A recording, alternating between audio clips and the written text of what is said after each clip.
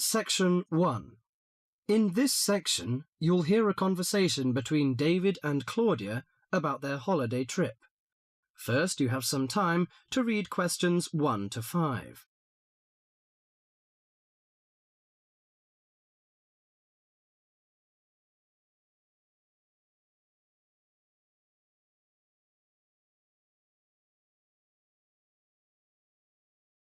Now listen to the conversation and answer questions 1 to 5.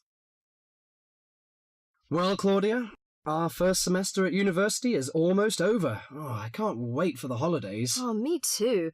Why don't we go somewhere far away and forget about lectures and essays and all that hard work? Sounds good to me. How about if we go to the coast? It would be great to do some swimming and surfing. The coast would be good, but let's look at our other options. There are the mountains. They're nice and cool at this time of year. There's also the desert, which I really enjoyed last year. What about going to Sydney?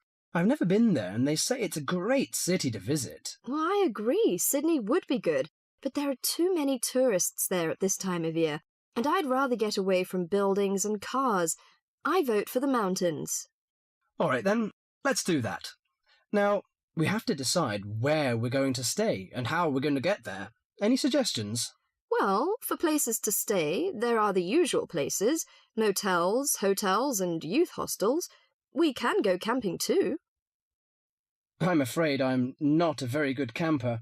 I tend to feel a bit frightened sleeping outdoors. All right, we'll forget about camping. So, what do you prefer?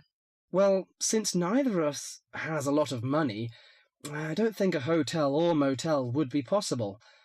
How about a youth hostel? Oh, I'd rather not go to a youth hostel.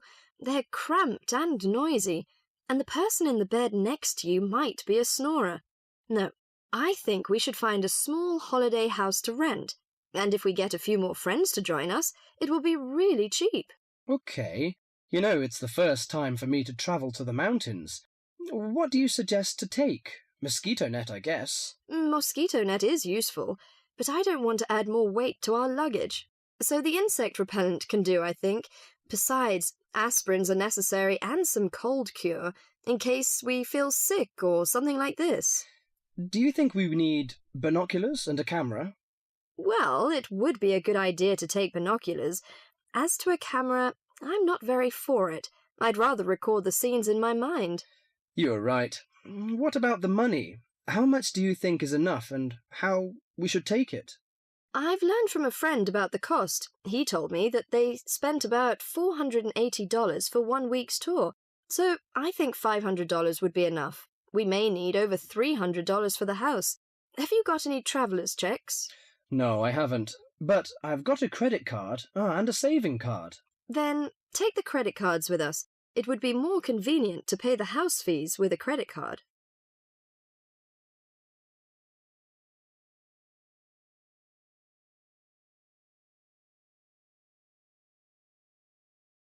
Before the rest of the conversation, you have some time to read questions 6 to 10.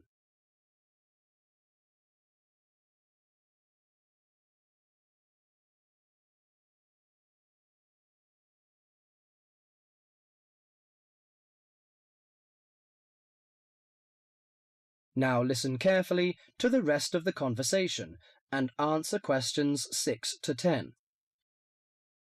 Oh, I nearly forgot the date. How long will we have before we have to be back here on campus? Under a week, I think.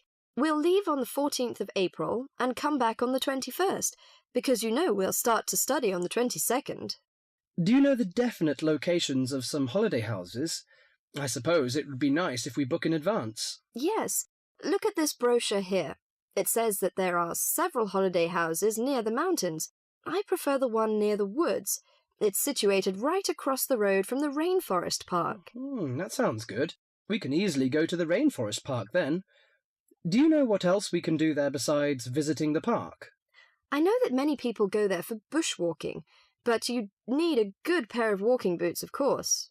Are there any dangers in the bushes? I'm a little frightened. In fact, there's no need to be nervous of the bushes, provided that you treat it with respect and common sense.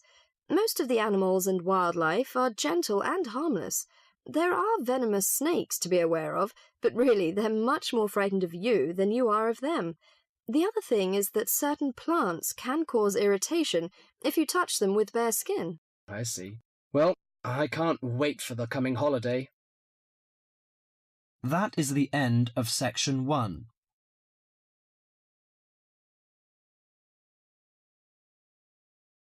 You now have half a minute to check your answers.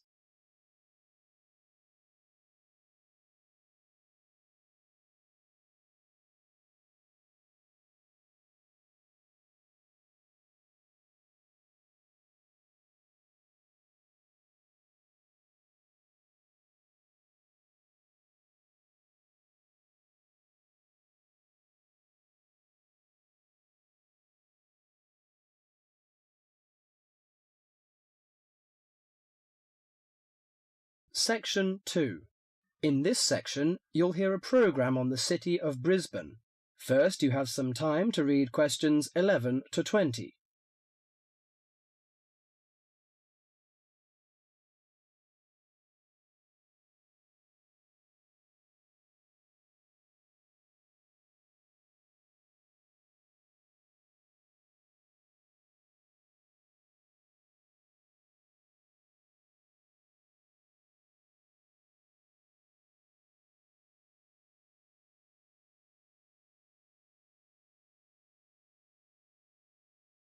Now listen to the conversation and answer questions 11 to 20. Today in our Around the World programme, Mr. White is going to recommend a charming city to you, Brisbane. Good morning, ladies and gentlemen. Have you ever been to Brisbane? Well, if you are looking for a mild climate, a relaxed atmosphere, and a lot of culture, Brisbane might be the place for you. Its sunny cafes and offshore islands attract surfers and sun lovers, but it is also the arts capital of Queensland, with many museums and art galleries. This thriving artistic setting mixes well with Brisbane's beach town atmosphere. Together, these two qualities make Brisbane a very desirable place to live. No wonder since 1980 over 500,000 Australians have moved here. Brisbane is now Australia's third largest city. English settlers living in Australia established Brisbane in 1842. At that time, more than 100,000 Aboriginal Australians were living in Queensland. As the settlers discovered Queensland's resources, more and more of them moved in. Regretfully, the settlers drove the Aboriginal Australians from their lands. By 1859, Brisbane had grown into a prosperous city. In 1988, the world watched as Brisbane hosted the World Expo. This international fair showcased new technology, but it also showed off the city of Brisbane to the world. Brisbane also hosts a wide range of events year-round. In April, everyone can enjoy a few laughs at the Comedy Festival, and movie lovers will enjoy a film festival that takes place every August. For 2 weeks in September, there is an outdoor festival of the arts. In October, a music festival draws a large crowd. And in January, you can see Brisbane's most bizarre event. You may be surprised to hear that. The annual cockroach races. That's right, people really do train and race cockroaches. Brisbane's nice climate and compact design makes it easy to explore on foot. Follow the golden arrows in the footpath around the city centre. This will lead you on a tour of Brisbane's historical district. From the city centre, take a boat across the Brisbane River to South Bank. This area is popular for its bike paths, beach and weekend market. Hundreds of artists display their wares at this market. It's a great place to pick up some interesting handicrafts. Well, I think what you must be interested in is the unique native animals. Yes, you shouldn't visit Australia without seeing its trademark animals, the koala and kangaroo. The Lone Pine Koala Sanctuary has both. It is located just outside the city centre in beautiful parkland. You can hold one of the park's 130 koalas or feed the kangaroos. Another quiet refuge from the city is Mount Coot-tha, about 8 kilometres from Brisbane. On a clear day, it offers spectacular views of the city. It also has hiking trails and beautiful gardens. Along the Brisbane River, a sunset cruise is also very relaxing. The areas around Brisbane are impressive. A coastal drive south of Brisbane will take you along the Gold Coast. This famous coastline boasts some of Australia's best beaches. Stradbroke Island is another easy day trip from Brisbane. A cliff on the island called Point Lookout offers a great view. From there you can see dolphins swimming below. Brisbane Forest Park, to the north of Brisbane, is a great place for hiking and camping. These great getaways, along with Brisbane's own laid-back charm, make this city an ideal place to visit. That is the end of section 2.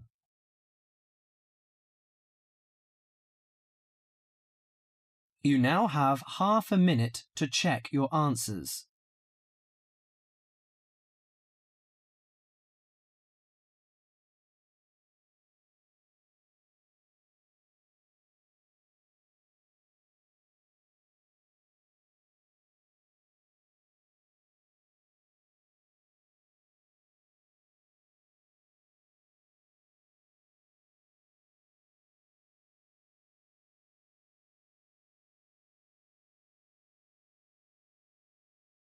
Section 3.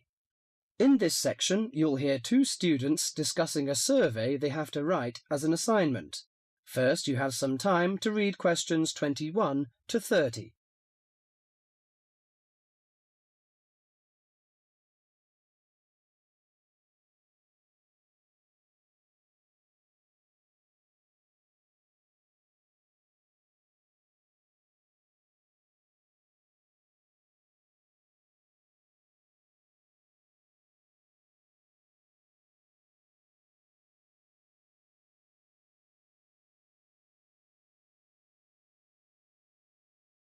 Now listen to the conversation and answer questions 21 to 30. How is your market research project going, George? Very well, actually, Anna. I've just got the results of the survey back, and so now I have to draw some conclusions from the information I've collected. That's good. I'm still writing my questionnaire. In fact, I'm starting to panic, as the project deadline is in 2 weeks, and I don't seem to be making any progress at all. What is your topic? Forms of transportation in the city. What about you? I've been finding out people's attitudes to the amount of violence on television. That's interesting. What do your results show? Well, as I said, I haven't finished writing my conclusions yet, but it seems most people think there is a problem. Unfortunately, there is no real agreement on the action that needs to be taken. Nearly everyone surveyed said that there was too much violence on TV. A lot of people complained that American police serials and Chinese kung fu films are particularly violent. The main objection seems to be that although a lot of people get shot, stabbed, decapitated and so on, films never show the consequences of this violence. Although people die and get horribly injured, nobody seems to suffer or live with the injuries. Any children watching might take the heroes of these programs as role models and copy their behaviour. So, what did most people suggest should be done? A lot of people were concerned about how these films affect children. They are particularly worried that children will try to behave like the stars. The survey shows that violent programs should be broadcast after 10 p.m, when most children are already in bed. There is also a significant minority of people who feel that violent films should be banned altogether. Or how did people feel about the violence on news broadcasts? Most of the responses I have looked at have felt that violence on news broadcasts is more acceptable, as it's real. Although it's unpleasant, it is important to keep in touch with reality. Still, many people thought that it would be better to restrict violent scenes to late viewing. Your survey sounds very good. How many people filled it in? I gave out 120 and I got 70 back. That's a very high rate of return. Who did you give your questionnaires to? I gave a copy to every student in my hall of residence and a few to friends from other colleges. Don't you think that this will influence your results? How do you mean? The people in your hall of residence are all about the same age.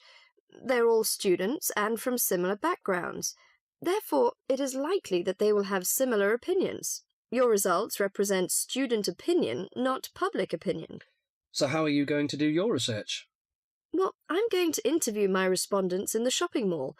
What I'll do is ask people if they have 5 minutes to spare to answer a few questions. If they agree, I will ask them some multiple-choice questions and tick off their answers on my sheet. Isn't it very difficult to ask meaningful questions using multiple choice? Yes, it is.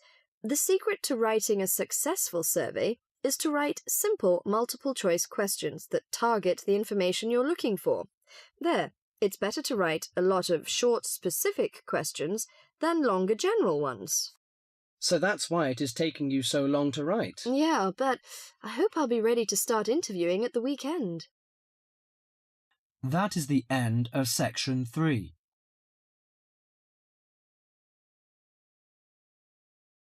You now have half a minute to check your answers.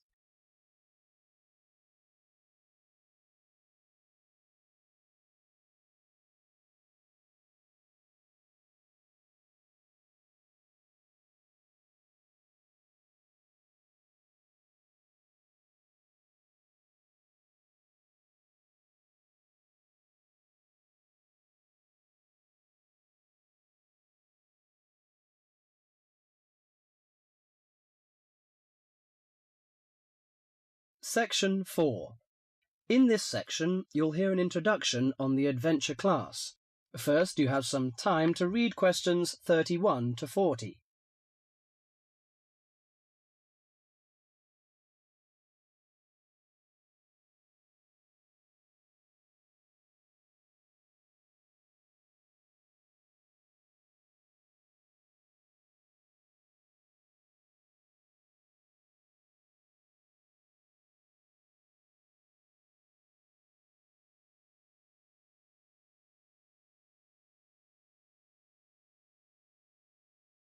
Now listen to the conversation and answer questions 31 to 40.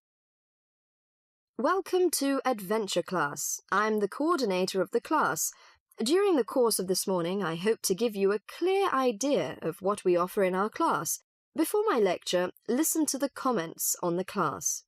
Today we sailed into a group of whales.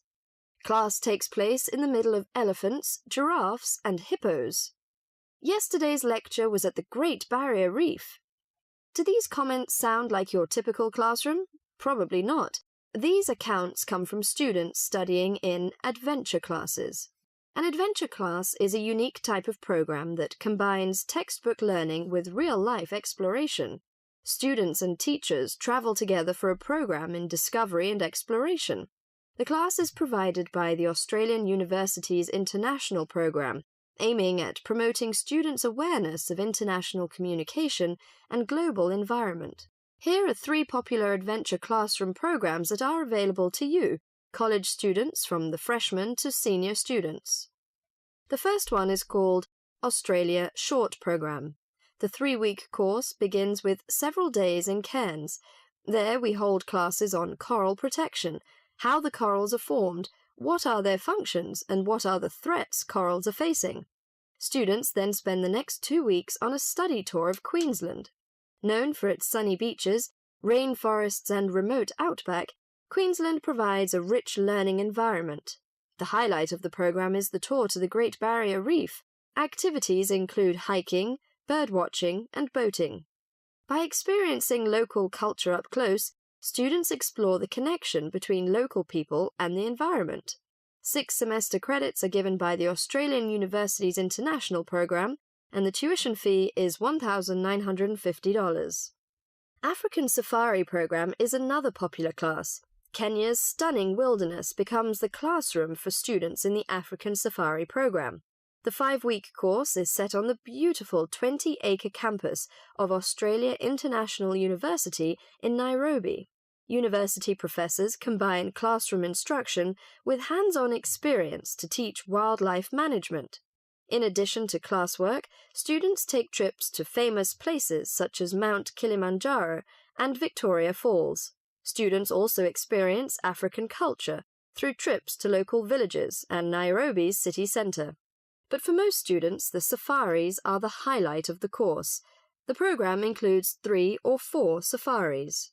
During each safari, participants camp outdoors for up to 6 days. One of the most popular destinations is the Masai Mara Game Reserve. An amazing collection of wildlife lives on the reserve. Students study elephants, zebras, giraffes, rhinos, and other exotic animals in their natural habitat. Those who take the course gain many wonderful memories and a greater appreciation for the Earth's natural resources. Students earn 8 college credits for the program. The cost of tuition is $4,950. The last on the list is Sea Education Association, SEA. The SEA program is a one-of-a-kind opportunity where students live and learn aboard a tall ship. The course combines ocean research with instruction and personal experience in sailing. After careful instruction, both on shore and at sea, the participants begin practicing what they've learned. Everyone on board takes turns operating and navigating a 134-foot sailing ship. That is the most outstanding. Life at sea is non-stop, so everyone is assigned to a watch. During that time, students work in the lab, in the kitchen, on deck, or in the engine room.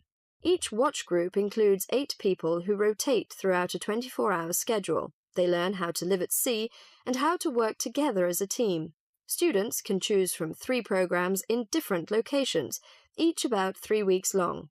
College credit is awarded, and the cost is $3,600. Is an adventure classroom for you? If the idea of learning through adventure interests you, you might want to apply. It would certainly be an experience you would never forget. That is the end of section 4.